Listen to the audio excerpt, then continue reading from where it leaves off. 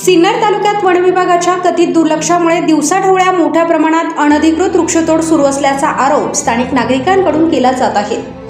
तोडलेले लाकूड कोणत्याही भीतीशिवाय विविध भागात वाहतूक होत असल्याचेही सांगितले जात असून यामुळे वनसंपत्ती धोक्यात आल्याची चिंता व्यक्त केली जात आहे। एकीकडे आगामी कुंभमेळ्याच्या पार्श्वभूमीवर राज्य शासन पर्यावरण संवर्धन, वृक्ष लागवड आणि हरित अभियानाचा संदेश देत आहे। मात्र दुसरीकडे मोठ्या प्रमाणावर वृक्षतोड होत असल्याच्या तक्रारी असूनही संबंधित यंत्रणेकडून प्रभावी कारवाई होत नसल्याचा प्रश्न उपस्थित केला जात आहे।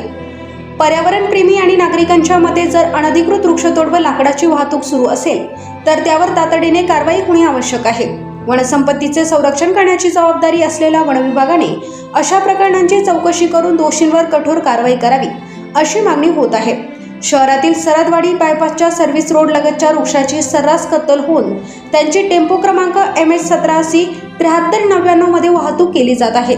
या गाडीचा तपास केला संबंधित गुन्हेगार समोर येण्याची शक्यता असून त्यावर वन विभाग काय कारवाई करते हे पाहणे औत्सुक्याचे ठरणार आहे। स्थानिक नागरिकांचा सवाल आहे की इतक्या उघड्यापणे वृक्षतोड आणि लाकडाची वाहतूक होत असेल तर संबंधित यंत्रणेला याची माहिती नव्हती का, आणि माहिती असेल तर त्यावर तातडीने कारवाई का झाली नाही। पर्यावरण प्रेमींनी या संपूर्ण प्रकरणाची निष्पक्ष चौकशी करून दोषींवर कठोर कारवाई करण्याची मागणी केली आहे। तसेच वनसंपत्तीचे संरक्षण करण्यासाठी संबंधित यंत्रणेने अधिक प्रभावी पावले उचलावीत अशी अपेक्षाही व्यक्त केली जात आहे। SN न्यूजसाठी विजय शितोळे।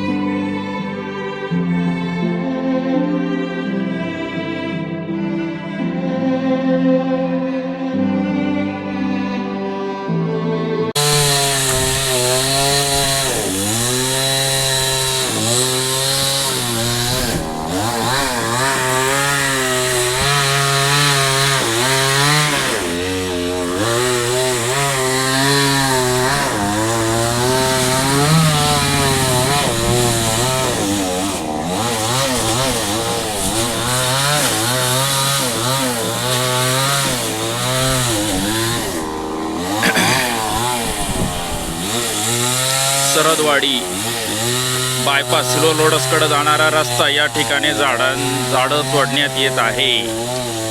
अशा पद्धतीने गाडीमध्ये भरण्यात येत आहे।